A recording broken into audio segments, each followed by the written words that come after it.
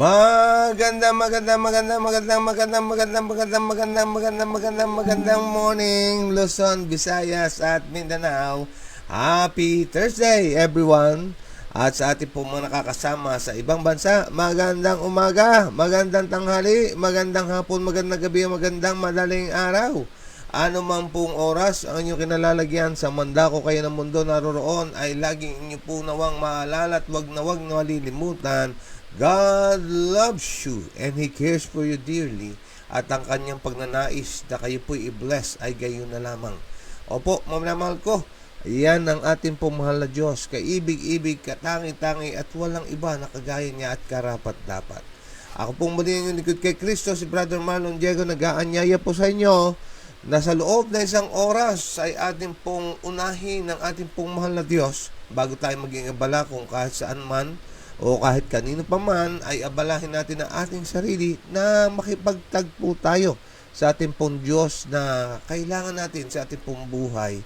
Siyang dahilan ng ating pong pag-iral. Opo, mga mahal ko, atin po siyang awit papurihan, manalangin at mag-aral ng kanyang mahalagang mensahe ng pag-ibig sa bawat isa sa atin. Ngayon po ay September 11, araw ng Huwebes. Napakatulin po ng panahon. Ano po, kapapasok pa lamang ng Setyembre. Naalala pa natin, nagbabatian tayo ng happy month of September. At pagkatapos ngayon ay halos na sa kalagitnaan na naman po tayo ng buwan. Hindi ka mainip, mga minamahal ko. At iyan ay katibayan ng pangako ng Panginoon Jesus nang sabi niya, malibang aking paikliin ng mga panahon ay walang maliligtas. Mahal tayo ng Diyos at nais siya na tayo makasama. Kaya nga po nagmamadali ang panahon. Kaya wag natin sayangin ang mga oras na lumilipas. Ang buhay na pinauutang gamitin natin sa kalwalhatian ng ating pumahal na Diyos. Binabati po natin ang ating mga kamanggagawa sa Panginoon sa pamamagitan po ng Google Meet. Magandang morning, Sister Marical at sa aking sambahayan, at magandang tanghali po, Ate Edith. Happy morning devotional po sa inyo. Magandang morning po, Brother Marlon, Sister Mel, kila Marical, wala pa si Sister Ami. So, happy morning devotional po sa inyo. God bless us all. God first morning po sa ating lahat. Happy Thursday. Shout out po sa bawat pamilya. Buksan na po natin, tune in na po tayo at nawa po ay maranasan po natin ng showers of blessing sa buong araw na ito. Ingat po ang lahat and God bless us all. Amen. Maraming salamat sa inyong pong pagbati. At kayo din ay ating pong binabati rin naman ang mga nasa FB na naglagay na po ng kalang mga pagbati. Amin po kayong wini-welcome at namin kayong anyayahan na gamitin po ang ating pong comment section sa inyong mga pagbati at gain din sa inyong mga prayer requests. At makakasigurado po kayo na amin pong pagsisikapan na yan po ay aming mabasa at amin pong may pag-pray kayo. Tayo po ay binabati ni Sister Imelda. Yan, happy God first morning everyone. Happy Thursday to all FB Live and Google Meet and God's messages of love. Thank you for your guidance and protection every day. Ganyan din si Nanay Eva at Tatay Mando Caños. Good morning po sa atin lahat. God be with us all the time. Amen. Opo, yan po ang kailangan talaga natin, no? Yung atin pong idalangin na ang presensya ng Diyos ay laging sumasa atin. Bitbitin sa bawat transaksyon ng buhay ang ating pong Panginoon Jesus. At ganyan din si Sister Arsenia Merioles. Ang sabi niya po ay happy morning devotional. Magandang umaga po mga kapatid. Happy Thursday. At ganyan din si Sister Calvi Velasco Rojas ay binabati tayo. Good morning po sa lahat. God bless po. Ayan. At kamusta po sa inyong pong lola, Sister Calvi, at sa inyong pong buong family ng Velasco at Rojas family. God bless everyone. Kami po ay nagpapasalamat. Kayo ay lagi na riyan. At ang aming dalangin sa Panginoon, ang blessing niya ay sumagana po sa inyo. At nawa till Jesus comes, mga minamahal ko, ay magsama-sama tayo na siya ay hihintayin at tayo ay gagawa para sa kanyang karangalan at kalwalhatian at magpapatuloy na sumasalok ng kalakasan at ng patnubay at gabay sa pamamagitan ng ating pong mga pagtitipon. Okay, so hayaan nyo rin na ating pong babatiin ng ilan sa mga nalista natin, ng mga nag-komento, nag-react, nag-share, at mga nanood ng video. Happy Thursday po sa inyo. Happy viewing and God bless. At si Sister Joy Villarosa, Sister Kyla Cornico. At ganyan din naman, ating pong binabati ang ating pong kapatid na Sir Arsenio Merioles, at Sister Debbie Arenal, Edmond Valdez, Brother Edmond Valdez, sa Anelia Cabahit, Brother Limbel Arellano, at ganyan din naman po si Mark Perly Garcia, Tita Gloria Garcia, Sister Jeline Magarso Espiritu, si Brother Romeo Paulbe, Sir Rosalie Nersa Jones, Sir Leonie Gregorio Evangelista, Sister Marilyn Digaspi, Nanay Aurora Eranya, at kay Sister Mina Bowers, nakasama natin siya kahapon, at ang kanyang buong family. Regards po sa inyo dyan sa Georgia, at ganyan din po si Sir Raul Di Castro, at ang ating kapatid na Fernando Lumba, Brother Jerome Dotimas, Sister Judy MacLife, Sister Lynn Rose, binabati rin po natin. At ganyan din ang kinabibilangan po natin distrito, ang South Bataan, sa panguna natin pong District Pastor, Pastor Reyes Cabusa. At ganyan din po ang Bataan, Olongapo, Sambales ng mga churches na bumubuo po ng Area 3 na pinangunahan ng po ng ating buting pastor na si Pastor Mark Hill Sarabia. At ganyan din ating pong binabati ang ating mga kamag-anakan sa Diego, Villacorte, at Kiambao, Galas at Santos Clan, Sister Malda, at ang ating pong mga kasamahan sa hanap buhay, mga katubig, no po, ay po ay gumising na, at ang pag-anyaya po ay gayon na lamang upang kayo po ay aming makasama para sa ating pong morning devotional. At gayon din natin pong pinasasalamatan ng ating mga sponsors and followers. God bless you po, at kulang ang santang pasasalamat. Gayun na lamang po ang aming kagalakan na lagi kayo nariyan, araw at gabi, namin kayong nakakatagpo.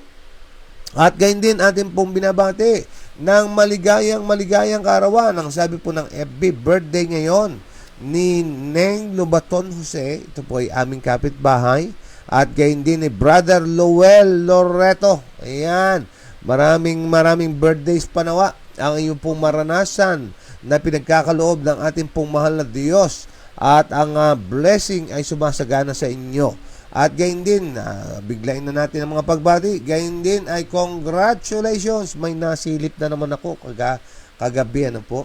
Yan, ang mata na ito talaga maraming nakikita. At nawa ay nagiging blessing yung mga nakikita. Yan, may nasilip ako kagabi, at pinapaabot po natin ang ating pong pagbati. Congratulations dito po sa ating pong kabataan na nagbibigay parangal sa ating pong mahal na Diyos, na binigyan din naman ng parangal ng Panginoon. At ang kanyang mga magulang, binabati natin ng buong pamilya niya. Congratulations, Sister Jasmine Escobar. Ayan. Kaya nga, ang pagbati natin ay gayon na lamang. Heto po ang ating pagbati. Happy birthday!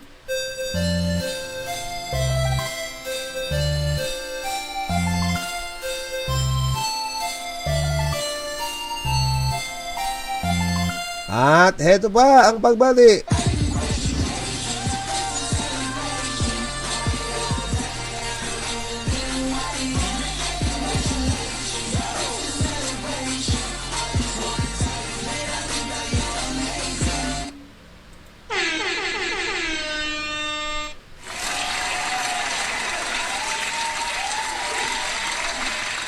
Ayan, maraming salamat na po. At okay, so ating pong binabati rin at pinasasalamatan ang ating pong mga shavers. Sila Sister Nora Arenas, Sister Rebecca Pelayos, Sister Jennifer Casimo, Tita Lolet, Ate Juby Mingit-Pikit, Sister Mary May Dolioso Espiritu, Ate Tessia Luber, Ate Senis Talita, Sister Marical Bacobe, gayon din naman po si Sister Emelda Diego. Nawa, marami pa po maging kagaya po ninyo habang nabe-bless ay nagsishare din naman. Samantala, ating binabati rin po ang ating kamanggagawa sa Panginoon. Nakapapasok pa lamang, Sister Ami, magandang morning and congratulations kay Sister Jasmine at sa inyong pong buong family.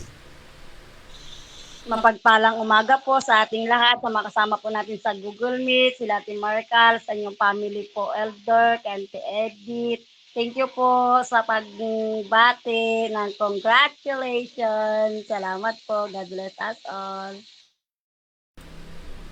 Amen and amen. Yan po ay pagtotoo sa ating pong mga nababasa, no? Sabi ng ating pong banal na kasulatan, I will honor those who honors me. Kaya nga ating mga kabataan, ating pong ilaan, ang ating talento, ang ating pong oras. Doon po sa nagbibigay sa atin ng karunungan. At makasisigurado tayo mga namahal na kung paano natin siyang pinararangalan, ay pararangalan ka din niya pabalik. Ayan. Po natin time check, 5:55 in the morning. Kaya nga po tayo po ay gumising-gising na, bumangon na at hali na po kayo. Ang panawagan po ay para sa buong pamilya. Tayo po ay mag-morning devotional na, magtungo sa altar ng Panginoon, nagkakaisa sa ilalim ng bandera natin, Prinsipe Emmanuel, ay ating sasabihin, as for me and my house, we will serve the Lord. Okay, bago tayo umusad, tayo po muna ay manalangin. Mapagpalang Ama, Diyos kang dakila, wala pong iba na kagaya po ninyo. Sa inyo pong banal na harapan, kami po ay buong pusong nagpapakumbaba upang itaas, dakilain ng iyong pangalan at sambahin kayo sa Espiritu at katotohanan. At kami po, Diyos, ay humihingi ng tawad sa inyo, kagaya ng kahilingan ng inyong lingkod na si David, ay naway saliksikin nyo ang aming pong puso. Ano man po ang naisumpungan nyo na pagkakasala malit man malaki, sinasadya o dilihim mo hayag, amin itong pinagsisisihan at kami po ay umaasa at nananampalataya na may bisa at makapangyarihan ng dugo ng aming pong Panginoon Sus, na ang pulang-pulang kasalanan ay magiging mapuputi na parang balahibo ng tupa, gaya po ng iyong pangako. At kaya nga kami po ay may kalakasan ng loob na sa iyo'y lumapit at humiling na nawa ang banal niyong Espiritu ay masaganan niyo mong ibuhos ngayong umaga ito. Tumanggap ang iyong mga anak na sa iyo ay naghahanap, kumakatok sa pintuan at sa iyo ay nananalangin.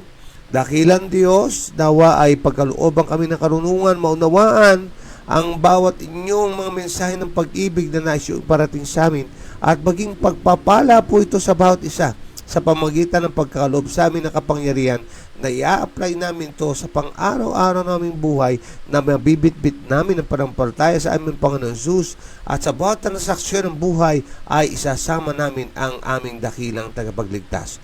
I-bless nyo ang lahat ng narito, dakilang Diyos, at i-bless nyo po ang mga manunood pa alang-alang sa dakila pong pangalan ng aming pong Panginoong Jesus. Amen and amen. Okay? So, hayaan nyo na ating pong share sa screen ang ating pong babasahin ngayong umaga. Ngayon po ay kahuli-hulihan ng patungkol sa lingkod ng Diyos na si Jose. Bukas ay iba na po ang ating pong tatalakayin. Ano po? Si Gideon na ang ating tatalakayin. Samantala, ngayong September 11, ang ating pong pabagat ay tagapagbigay kahulugan ng panaginip. Kung kahapon, at noong nakakaraan, nakita natin yung pong karanasan ni Jose sa kanyang mga troubled times. Ano po? Yung sa mga tagpo na siya po ay sinusubukan o tinutukso, ay nakita natin na ang kanyang pong karanasan. Ngayon naman natin pong titingnan ang kanyang rise to power na sa pamagitan po ng ating pumahal na Diyos, sa pagtuturo ng ating pumahal na Diyos sa pamagitan ng mga naging karanasan ni Jose, ay handa na ang kanyang lingkod upang tanggapin ang mas malaking atas sa kanya. Okay, so ito po ang ating pong key text sa Genesis chapter 41 verse 15. Nagkaroon ako ng panaginip at walang sino man ang makapagpaliwanag nito. Ngunit narinig ko itong sinabi tungkol sa iyo. Maaari mong maunawaan ng isang panaginip upang bigyang kahulugan ito. Inaanyayahan ko po kayo na paglaanan po natin ng pagbubulay-bulay at paglaanan po natin ng napakaraming prayer. Ating idalangin sa Diyos, Panginoon ko, ako'y narito ngayon kasama sa pagtitipon. Ano po ang nais Diyo na iparating sa akin na mensahe niyo ng pag-ibig? Opo, pagminamahal ko, ito po'y blessing para sa grupo at blessing para sa individual. Okay, so hanapin natin ang ating pong Panginoon ng may kaagahan sa umaga po ito. Ito po ang laman. Nang bigyang kahulugan ni Jose ang panaginip ng mayordomo at katiwala ng kopa, nakiusap siyang alalahanin kung kailan dapat maibalik sa kanyang posisyon ang punong mayordomo, ngunit siya ay nakalimutan at nanatili ng 2 taon sa bilangguan. Excuse me po, mga kapatid. Heto po ang background. Ano po, matapos na maglingkod na may katapatan, kahusayan sa bahay ni Potiphar, so nasumpong na natin na siya po ay pinakulong nung pong asawa ni Potiphar, si Mrs. Potiphar. No po? Dahilan sa hindi niya pagpayag na sipingan siya. Kaya nga dahilan doon, siya po ay nakulong. Gaya nga ng napag-aralan natin kahapon, biruin nyo, no? Yun yung naging kapalit. So, siguro sa ating kapanahunan ngayon, ang tanong ay ganito, Panginoon, ako naman ay naglingkod sa iyo. Ako naman po ay maalab na may debosyon sa iyo. Bakit? Anong nangyari at nangyayari sa akin ng mga bagay na ganito? Pero sa ating pong pag-aaral kahapon, ay wala tayong nakitang gayon, ano po, kundi ay positibong tinanaw ni Jose ang mga pangyayari at tinanggap ng may papagpasalamat at kagalakan sa kanyang puso at ginawa niya ng buong husay ang kanyang gampanin. Kaya nga sa loob ng bilangguan ay ginawa siyang katiwala ng lahat. At sa panahon na siya ay kumakalinga sa mga bilanggo siya na kumakalinga sa kapwa niya bilanggo. Okay, ano po ang nangyari?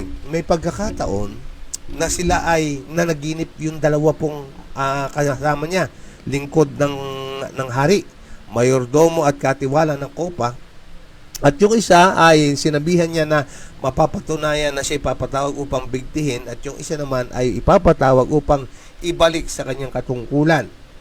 Kaya nga, ng kanyang mapaliwanag iyon, ang pakiusap niya ay alalahanin siya. Ngunit ang masaklap, siya'y nalimutan sa loob ng 2 taon. Biruin yung mga kapatid, ini-imagine ko, imagine ninyo rin po, talagang katakot-takot ng, sa bawat anyo ng pagsubok at sa bawat anyo ng tukso, nakita natin na ito'y nangyari kay Jose. Biruin nyo mga kapatid, nagawan mo na ng kabutihan din yung pong si Potiphar, pinakulong ka, tapos ginagawan mo ng kabutihan din yun pong naibalik sa posisyon, tapos nakalimutan ka. Alam nyo, kung atin pong ilalagay yung ating paa sa sandalyas nitong si Jose, ay masasabi natin na napaka-tiyaga, napaka mapagpigil. Nakita natin dito yung pong fruit of the Spirit, mga kapatid, na kung saan ito po dapat talaga ang makita sa isang lingkod ng Diyos. Biruin nyo, napakadaling magbukmok, napakadaling maghimagsik na po pagka ganito ang pangyayari na ikaw ay kinalimutan sa loob ng 2 taon. Okay, atin pong tingnan, pero hindi nangyari yun kay Jose. Kaya mga kapatid, nawa ay atin pong idalangin sa Diyos na ito pong ating mga pinag-aaralang ito ay mangyari sa buhay natin, sapagkat diyan kailangan natin ang ganito pong mga katangian. Ang sabi dito, ngunit ang isang mas mataas na tao kaysa sa mayordomo ay nagkaroon ng panaginip. Yan po yung Pharaoh, mga kapatid, At ano po ang nangyari? Nang walang matagpuang makapagpaliwanag nito, si Jose ay tinawag sa alaala ng mayordomo. Nang magkagayoy, nagsugo si Paraon at tinawag si Jose. At siya ay kanilang inilabas ng madali mula sa piitan at siya ay nag-ahit at nagpalit ng damit at lumapit kay Paraon at sinabi ni Paraon kay Jose, ako'y naginip na isang panaginip at walang makapagpaliwanag niyaon at narinig ko ang tungkol sa iyo na iyong naunawaan ang panaginip upang maipaliwanag. Alam niyo po mga kapatid, bagamangan ang ating mga kahilingan sa Diyos magkaminsan o may kadalasan na didelay, huwag pong panghinaan ng loob. Huwag nating bibitawan, mga minamahal ko, ang pag-asa at yung ating pong pagsusumikap na ito'y laging iparating sa Panginoon. Biruin nyo, for 2 years ay nakalimutan si Jose. At tapos, heto na ngayon, mga minamahal ko, ay nagkaroon ng panaginip yung Pharaoh at naalala siya nung mayordomo na ipiniliwanag yung kanya pong panaginip. Alam nyo, yan po ang ating pong makita nawa na isa sa leksyon, ano po. Bagaman nadidelay yung atin pong mga kahilingan sa Diyos, kasi sa bawat ating paghiling, mga kapatid, meron po yan tugon eh. Yung pong yes, yung pong no, at yung pong wait, mga minamahal ko. Pero kung inyong papansinin, mamaya i-share po natin, ano po ang mga karanasan natin ng wait, ano po, na ano ang mga natutunan natin kapag ka wait ang sinagot sa atin. Meron po mga sagutan na instant and right away atin po matatanggap. At meron naman pong mga no na right away din matatanggap natin. Pero madalas po, mga minamahal ko, yung wait. No po, ito po ay dapat nating matutunan yung paano kang maghihintay. Paano kang magkakaroon ng katiyagaan. Alam niyo, sa akin pong buhay, share ko lang po ng bahagya, ako po ay pinalaki ng aking lolo't lola. Yan po ay lagi kong sinabanggit sa inyo. At pinalaki akong spoiled. Nasanay po ako na nakukuha ko lahat sa isang iglap. No po? At ako po ay sadyang napakabainipin talaga. Sister Marica, alam ko parang si Gia ganyan din. Ano po? Nung ako'y bata, ganyan. Ano po? At hanggang sa tumanda ako, ganyan din. Pero sa pagtuturo ng Panginoon, mga minamahal ko, ay natutunan ko pong maghintay. At napaka-igi na matutunan po natin ang paghihintay. Kasi tanong, kailan, anong mga sitwasyon ang nangyayari kapag padalos-dalos ang ating mga desisyon? Saan po yan pumapasok kapag ikaw ay naiinip? Opo, mga minamahal ko, kapag ikaw ay nainip, diyan na papasok ang walang tiyagang pag-iisip o pagpaplano, kundi ito ay gagawin mo na lamang ng padaskul-daskul at bigla-biglaan. At ewan ko sa inyo, mga karanasan, mga kapatid, ang akin pong sinishare, yung karanasan ko, kapag ganun po ang sitwasyon, ang resulta ay ganun din po. Medyo may kapalpakan. Huwag nang sabihin medyo palpak talaga, mga naman ko, kapag ganun ang ating pong ginagawa. At dito, sa tagpo ito, kaya nga sabi din, naalala ko ang salita ng Biblia, when the time is right, the Lord will make it happen. Kaya nga hinug na ang panahon para ang pagpaparangal sa kanyang lingkod na si Jose ay heto na, mga minamahal ko, ang katyaga ni Jose ay nagbunga. Ang sabi po dito, di ba, lumapit yung pairo, no? At ang sabi niya, nakapagpapaliwanag ka ng mga panaginip, pero hanga-hanga itong si Jose. Ito'y dapat matutunan din natin. Ang sabi niya, ito po, hindi kinuha ni Jose ang kalwalatian sa kanyang sarili. Itinuro niya si Paraon sa Diyos na sinasabi, wala sa akin. Bibigyan ng Diyos si Paraon ng sagot tungkol sa kapayapaan. Mga kapatid, lagi natin ibabalik kaagad sa Diyos ang papuri. Opo, masarap pakinggan ang mga magandang sinasabi sa atin. Pero alam niyo po ba, kapag madalas nating napakinggan yan at gustong-gusto nating mapakinggan yan, ito po ay nagbubunga ng pagmamataas. Ito po ay nagbubunga na makalimutan mo ang Diyos. Ito po ang dapat nating patayin, mga minamahal ko, yung ating pagpupuri sa sarili, yung ating pagpaparangal sa sarili, yung ating pagnanais na lagi na lamang ikaw ang bida. Ay, mga kapatid, ang bida ay ang ating pong Diyos. Kaya nga, kagaya dapat ni Jose, right away, ibabalik nyo ang papuri sa Panginoon, mga minamahal ko. Kaya nga, sa isa na sana nabasa ko, sa sulat ng ating kapatid na Sister Ellen White, at akin po itong sinasang-ayunan na talaga namang tama, ang sabi niya, minsan o may kadalasan, tayo mismo ang nagdadala ng tukso sa ating mga kapatid sa pamamagitan ng paglalagay sa kanila sa pedestal na katakot-takot ang ating papuri sa kanila, anupat yung kanilang mga puso at isipan ay naligaya ng gusto at nakalimutan ibalik sa Diyos ang papuri. Alam nyo, ganito po ang sabi ng Banal na Kasulatan, maliwanag sa kanyang pagkabanggit, in all things that we do it all for the glory of God. At sa bawat ating gagawin, ating iisipin na ito'y ginagawa natin para sa ating mahal na Diyos. Kaya nga, dapat ganun po ang ating saloobin. na kahit na walang pumuri sa'yo, kahit na walang tumapik sa balikat mo na sinasabi sa yung good job, pero huwag niyo pong ipagkamali, lalo na sa mga leader ng grupo, no po, maigi po natin din namang binibigyang kasiyahan ang atin pong mga kasama sa pamamagitan ng pag-recognize ng kanilang magandang ginawa. Okay. Pero dapat, mga minamahal ko, lagi nating isa sa puso at sa isip ng papuri at luwalhati ay sa ating pong mahal na Diyos. Kapag hindi na nakatanggap nun, abay, tinanamad na. Ay, ayaw ko na. Sige, kayo na lang.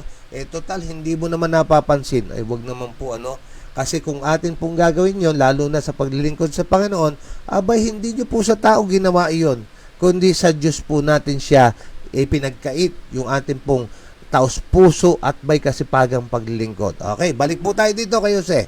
Okay, ano po ang nangyari? So yun nga, binalik niya sa Diyos ang kapurihan. Kaya nga ang nangyari ay heto po. Okay, sa pamamagitan ng karunungan na ibinigay sa kanya ng Diyos, nakita ni Jose ang tunay na kahulugan ng panaginip. Nakita niya ang kamanghamanghang mga gawa ng Diyos at inilagay niya ang buong bagay ng malinaw sa harap ni Paraon. Opo, mga minamahal ko, ang nakita ay magkakaroon ng kagutuman sa lugar ng Ehipsyo, sa buong mga lupain. At pinakita niya rin ang isang masaganang ani bago ang kagutuman.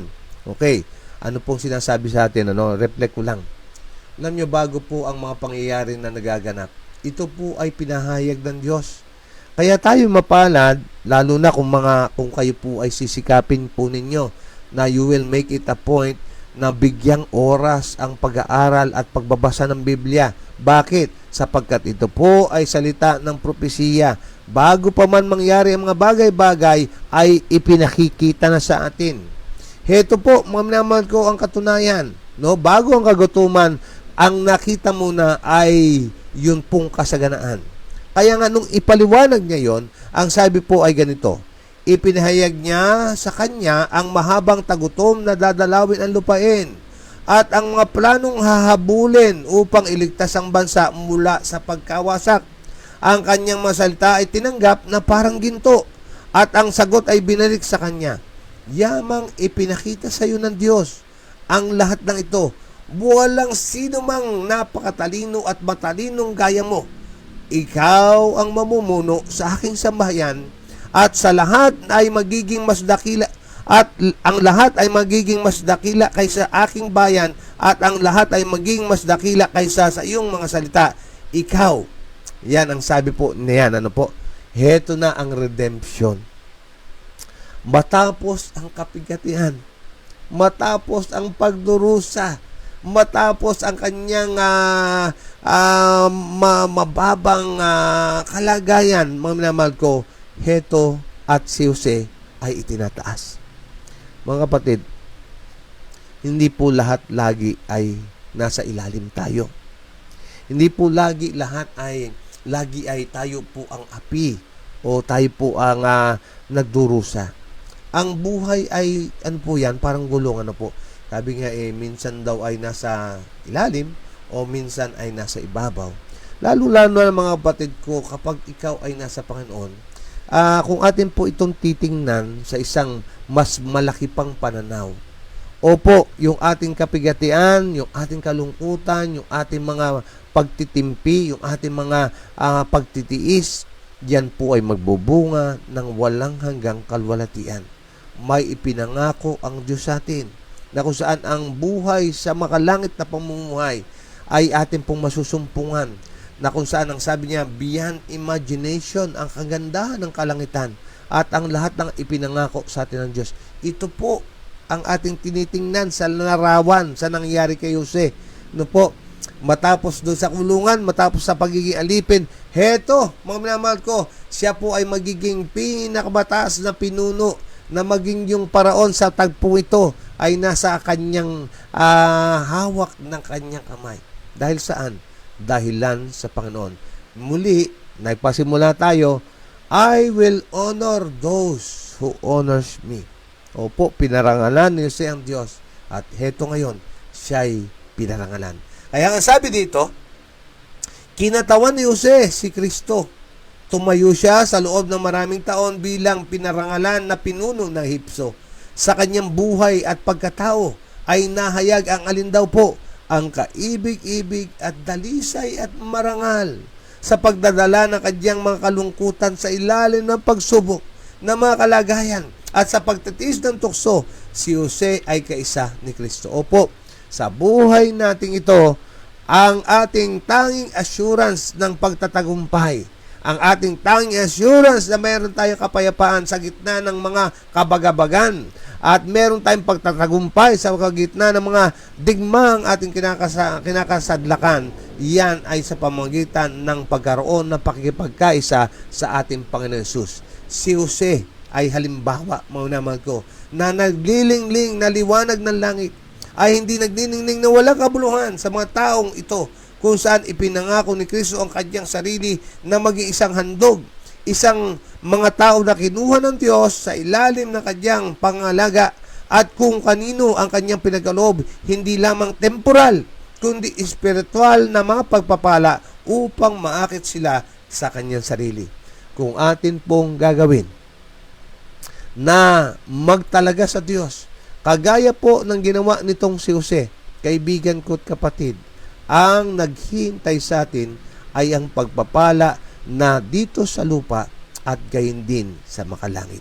Kaya iyan po ang istorya ni Jose, ang tagapagbigay kahulugan ng mga panaginip.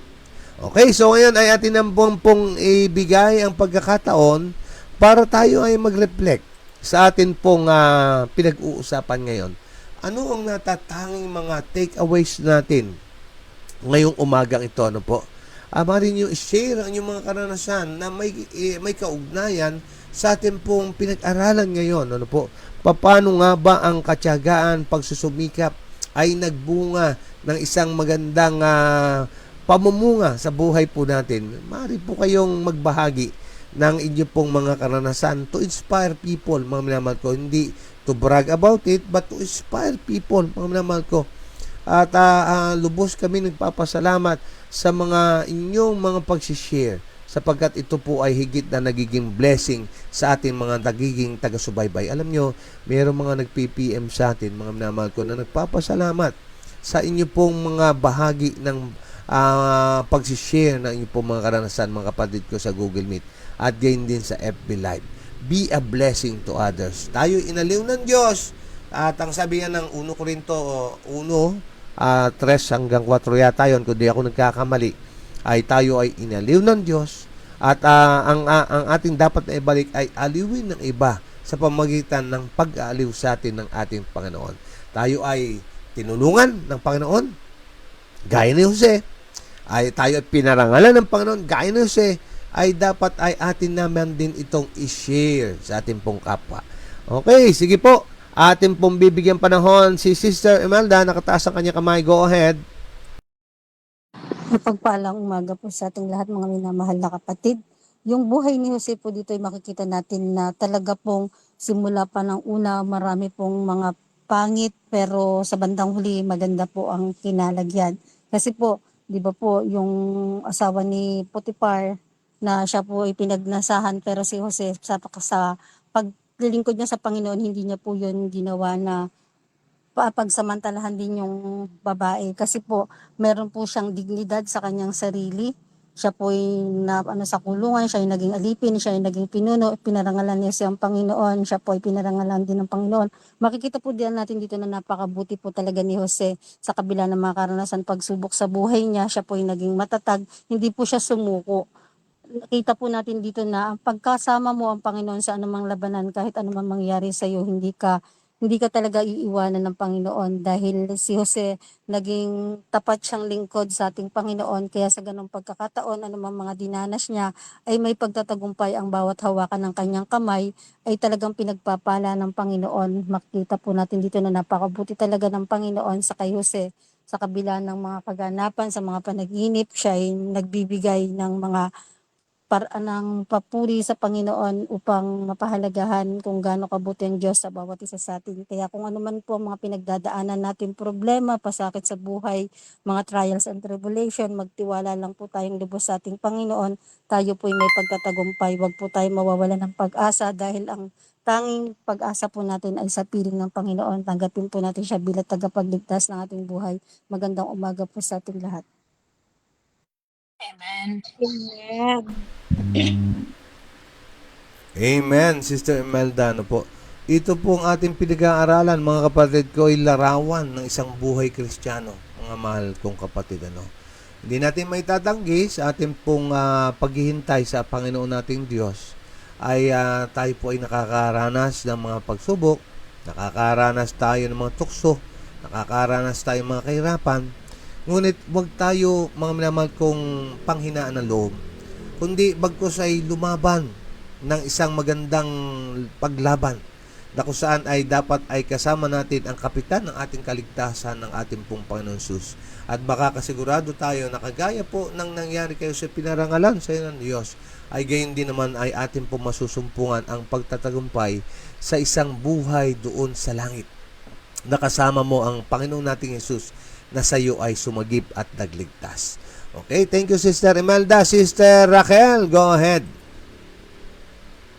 Po, Elder, pangit po pala yung naiinit. Kasi pag naiinit ka, pag dumating sa iba ka, baka yung mga plano mo ay salpak. Elder, pag naiinit ka, minamadali mo yung plano. Katulad ko sa natin, sa aralan ko natin, matutong maghintay. Ako po talaga sobra Elder. Mainitin kayo, pareho niyo po ako. Sobrang kainitin. Pag sinabi kong araw na yun, araw po na yun. Pag sinabing yun. Sobrang kakulitan ko po dati.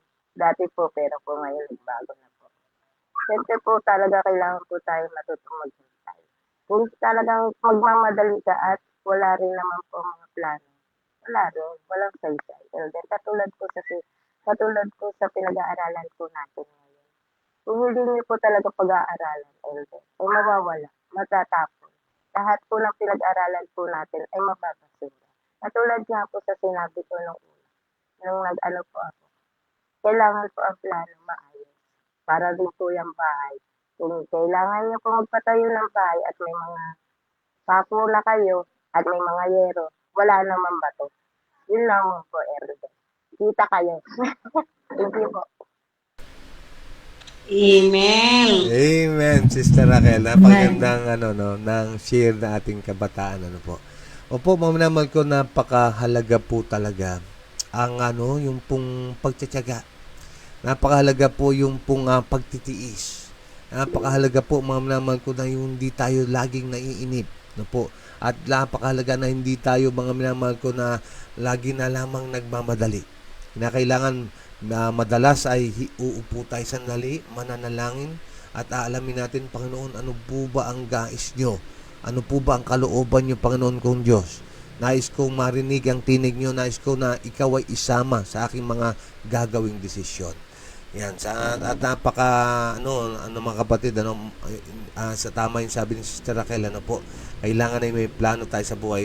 God's plan is always the right plan, mga naman ko.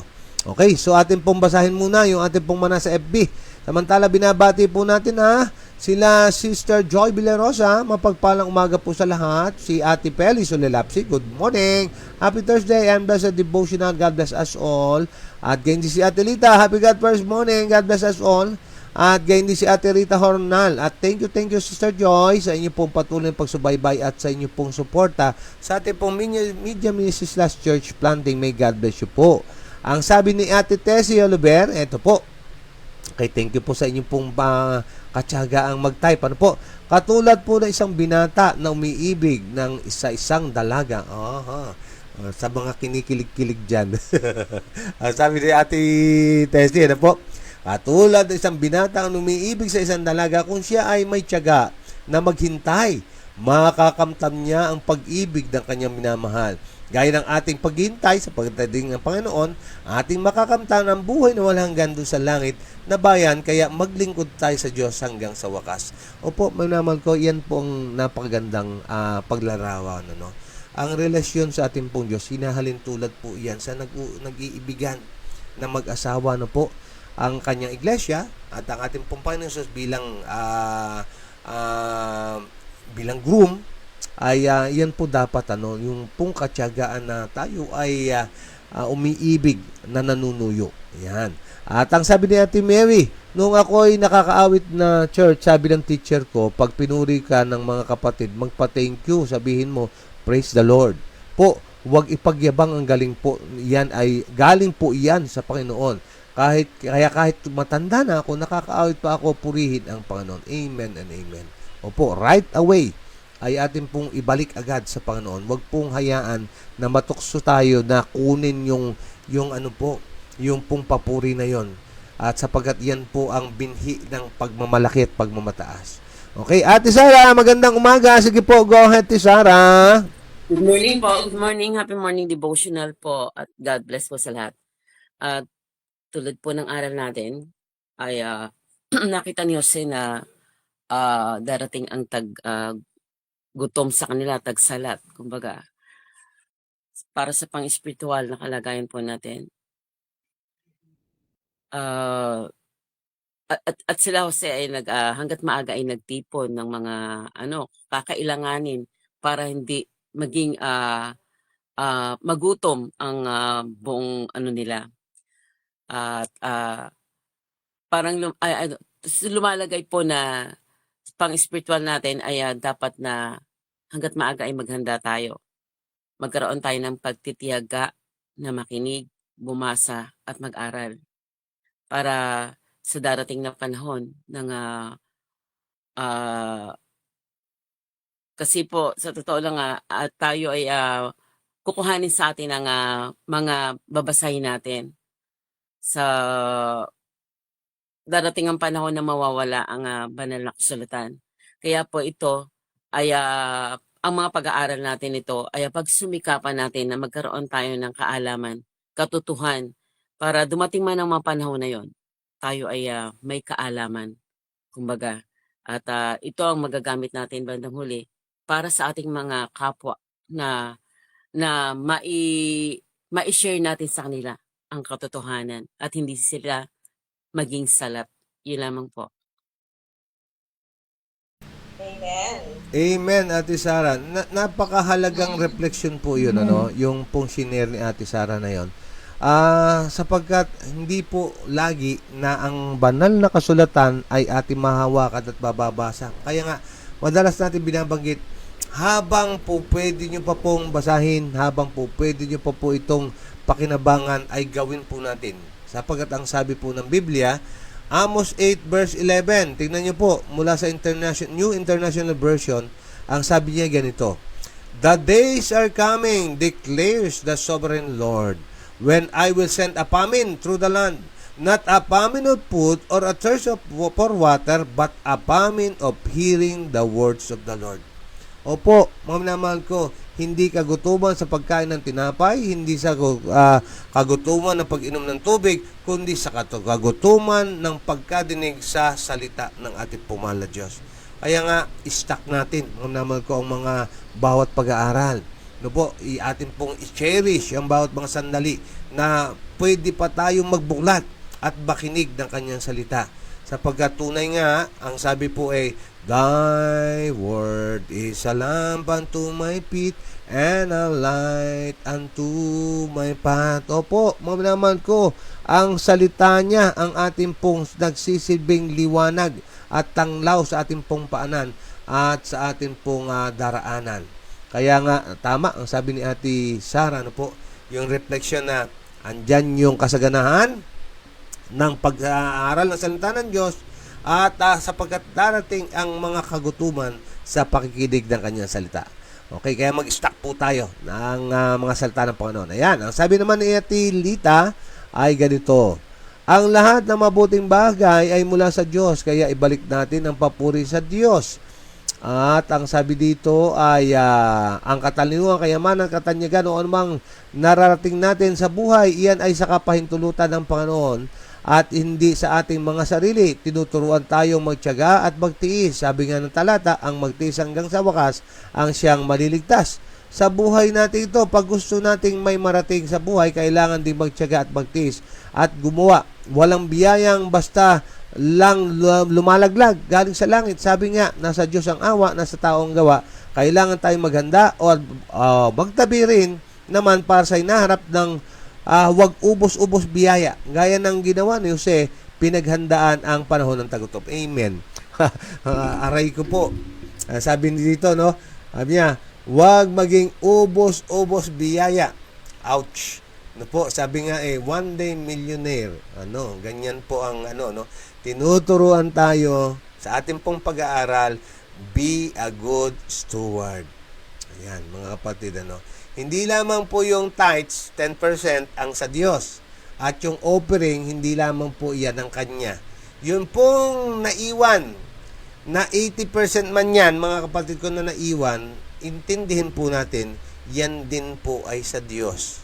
Kaya nga, anuman po ang ating pong paggugugulan yan, ay dapat na ikinukonsider natin, mabibigyan puri ba dito ang Diyos? Okay, magtataka tayo. Panginoon, nagtatides and offering naman ako.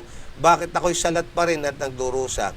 Tanungin natin ating sarili, kaibigan, kapatid, kamusta ang inyong ginawang paggastos doon sa 80%? Baka naman yung 80%, hindi mo na kailangan, binili mo pa. Ang iyong sapatos ay nasa 30 na. Namili ka pa ng 5 pa. Mga kapatid, siguro ay dalawa lamang po yung paa natin. Dapat siguro mag-consider tayo na magpadagdag pa ng mga paa. Kung ganun po ang ating pong magiging kaisipan. Kaya nga, ang ganda nitong reflection na ito, no? Wag ubos-ubos biyaya. Okay, wag maging one day millionaire. Okay, salamat po sa inyong pong pag-share. Ang oras po natin, time check, 6:31 in the morning. Thank you sa inyong pong mga pag-share. Ayan, maraming salamat sa inyong pong pagtugon at maraming salamat po sa inyong pong mga pag-share. God bless everyone. And shalom and mispa mga kapatid. Bye-bye.